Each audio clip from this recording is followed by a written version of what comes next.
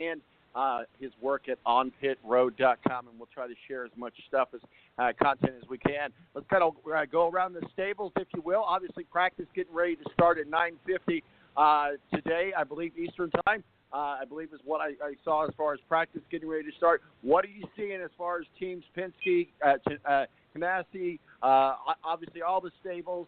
What are you seeing out there on practice? Who's fast, who's not? Who's got some work to do, who's got some trim to do. Break down the practice session before we get into qualifying later on today. What I've noticed so far is the Hondas have a lot more speed than Chevy does right now. They don't seem to have the straightaway speed that Honda does. So we've seen in the first two practices, Scott Dixon led the way both times. Takuma Sato was second in final practice, fourth in the first practice.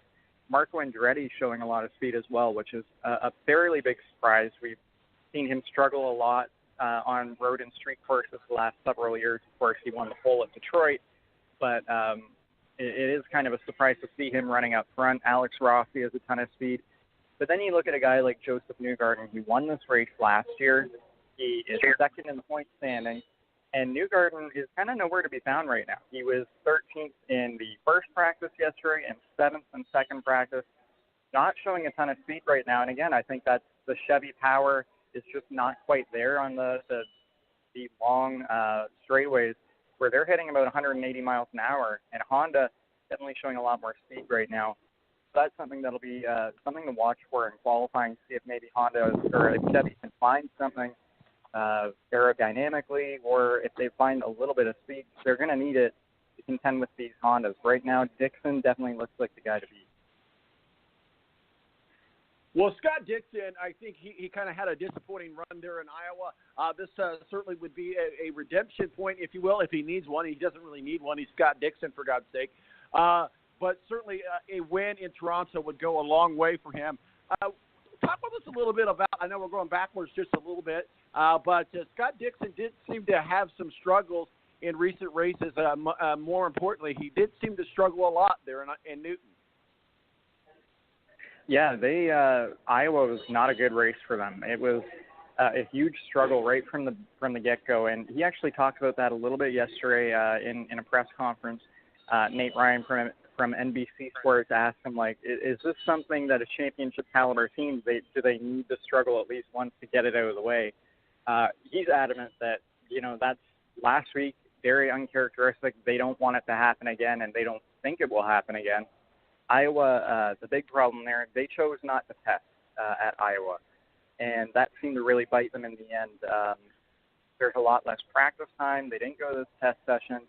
The Honda Indy this week, you've got 3 practice sessions plus the morning warm-up on Sunday, so everybody's kind of on equal playing ground, and that's probably elevated Dixon a little bit because he's not behind everyone else.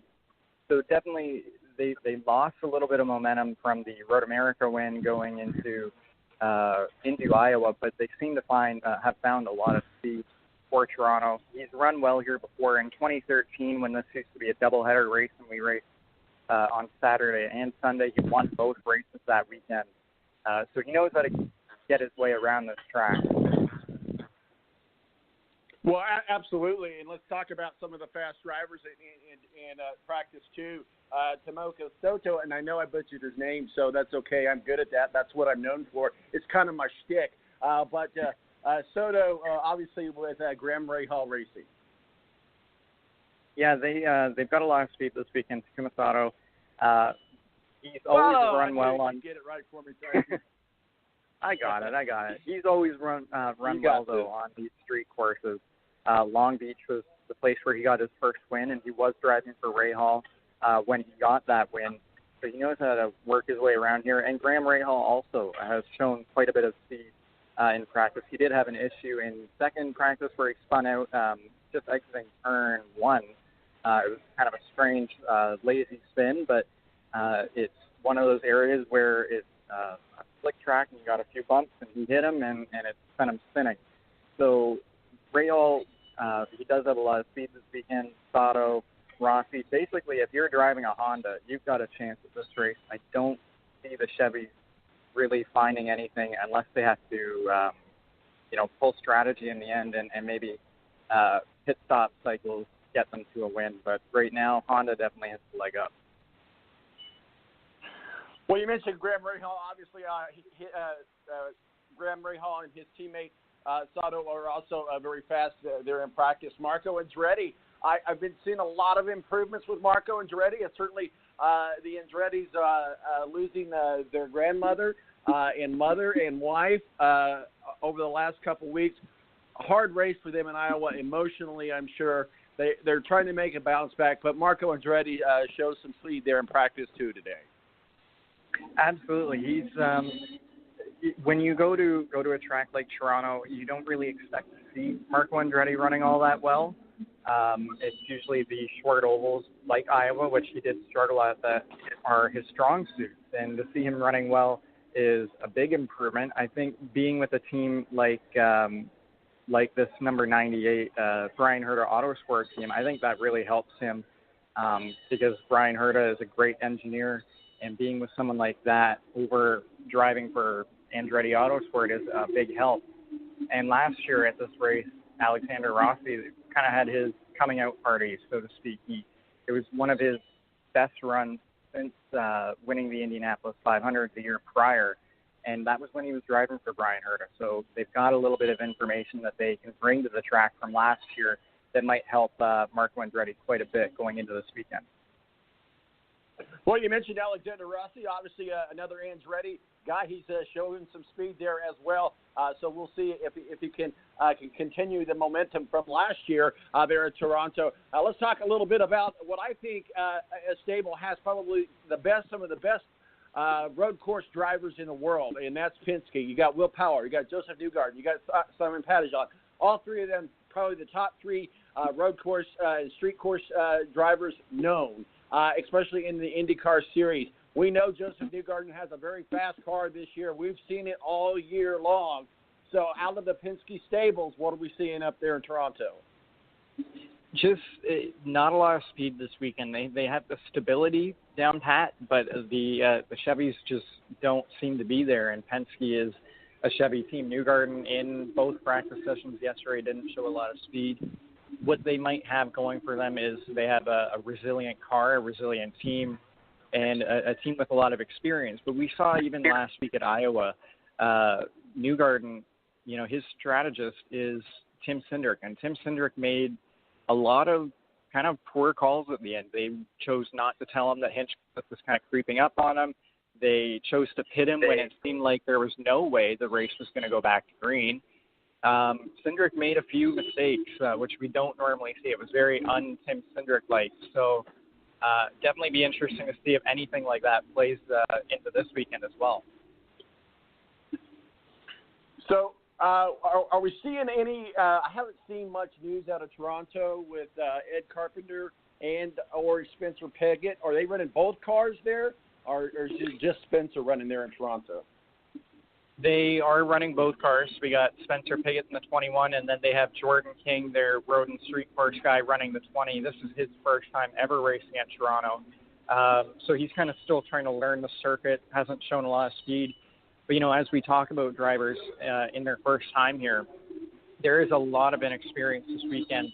When you think of guys like Rene Binder, Jordan King, Robert Wickens, all of these guys, there's a few more that have never run on the streets of Toronto in anything. When you have a guy like Zach Clayton DeMello, he at least has Indy Lights experience, but Binder, King, and Wickens don't come from the Mazda Road to Indy background. So this is their first time here, and it definitely seems like there is a learning curve, and this is it's kind of showing that this is their first time, because even Wickens, who's been very fast all season, hasn't really shown that yet this weekend. Well, we've got qualifying coming up later on this afternoon. Obviously, and as I look at the Fast Six right there in front of me, and number 6 is Spencer Pigot. So I guess I should have looked at my screen before I asked you that last question, but that's okay. I leave it to the pros like you, Tyson. I know you're up there in Toronto, and it's a very exciting track for you. We look into qualifications. Is P1 going to come from one of those Fast Six, or do you think somebody's going to find something and tweak it a little bit in practice and get into the P1 spot? I really don't think so. I think right now Scott Dixon has the field covered. Like in second practice yesterday, he was about 4.5 tenths quicker than everybody else. That's a lot of speed to have over the rest of the competition. So I think you're going to look at the guys like Dixon, Sato, Rossi, Hunter Ray, the Andretti guys, and then maybe Spencer Pigot to show some speed and be in that fast six. But, I mean, you could also have some guys surprise you. Newgarden was the 7th quickest yesterday, so even though the Chevys don't have that speed, he might find just a little bit, just enough to elevate him to that fast six. And once they get in that group, you really never know. Qualifying can go strange. The fun part about this weekend is there has been so much practice, so it allows these teams to really experiment with their setup and try to find something different, which right now Penske needs to find something different. Well, we'll see what happens. Toronto is your home track. Hope you have a good weekend up there in the streets of Toronto. Talk with us a little bit about the challenges of this course. I hear a lot talk around Turn 1, that there could certainly create some calamity there. Talk with us a little bit about the trouble spots there in the streets of Toronto, or even not the trouble spots, just the spots where teams can take advantage of that particular location in the track. Well, definitely, I think one of the biggest trouble spots we see each year is within Turn 8 and 9. That's kind of a blind hairpin, and it going into it, it's a very you're going very fast down the straightaway, and then you've got to brake for the corner, and it's a very slow corner, and it really makes drivers want to be bold and make a move. And we've seen that whether it's in the NASCAR Pinty Series or in Indy Car, they make a bold move and it doesn't work out, and it sends them into the wall. And because it's a blind corner, the guy behind you can't really see what's going on, and he might end up running into you. And that's definitely a trouble spot. You mentioned Turn 1, which is always a trouble spot because you go from kind of going full speed, and then you got to get on the brakes a little bit, and there is a bit of a bump in that corner as well. The nice thing about this weekend, as I mentioned before, is the track is a lot more paved than it was last year, so drivers are kind of able to push it a little bit further than they were last year, because there are a lot less bumps. So these drivers are pushing it, and they're running faster times, I think, and it's definitely making for a more interesting weekend. And then another one of the interesting things that these drivers have to maneuver is there's so many different tire compounds racing this weekend. You have Goodyear in the Pinty Series. IndyCar is running the Firestone. There's a Porsche GT3 Cup. They're running Yokohama tires. And then the USF 2000 and Pro Mazda Series, they're running Cooper tires. That's 4 different tire compounds there on this track. So while the track may look rubbered up, it might not be the rubber that you want to be racing on. Absolutely. Well, we've talked with Tyson-Lautenschlager of OnPitRoad.com. Make sure you follow all of his work on On Pit Road as he covers the Toronto Honda Indy race there in Toronto, in the streets of Toronto. Final question for you here, Tyson. Let you go. I have a list of 5 sleepers for tomorrow's race. Alexander Rossi, Ryan Hunter-Reay, Scott Dixon, Joseph Newgarden, Will Power, Tony Kanaan, Graham Rahal, Marco Andretti, Zach Beach, and Ed Jones. Out of that list, do we have a sleeper winner for tomorrow? A sleeper, I would say maybe, I don't think a winner, but I think a sleeper to have a good result in that list, Zach Beach. And I think that's just because these Hondas seem to be quick, Andretti Autosport seems to be quick, and he has a lot of veteran teammates that you can kind of lean on for experience. I don't think we're going to come out and see Zach Beach win, but maybe a top back half of the top 10 or even a top 5 is possible for him. He can lean on those teammates for experience. He's run here in Indy Lights quite a few times. So Beach could have a really strong weekend. But right now, unless things drastically change in practice and qualifying, I don't see anyone beating Scott Dixon right now. I think he's got the field covered. Tyson, we appreciate you jumping on with us. You know, speaking of sleepers, England certainly went to sleep on Croatia. I know I didn't say that name right, but the first time they've ever been in it, France and Croatia in the World Cup. What say you? Yeah, that's really interesting. I've been watching World Cup all the last month or so, and to see Croatia make it to the finals was a huge surprise.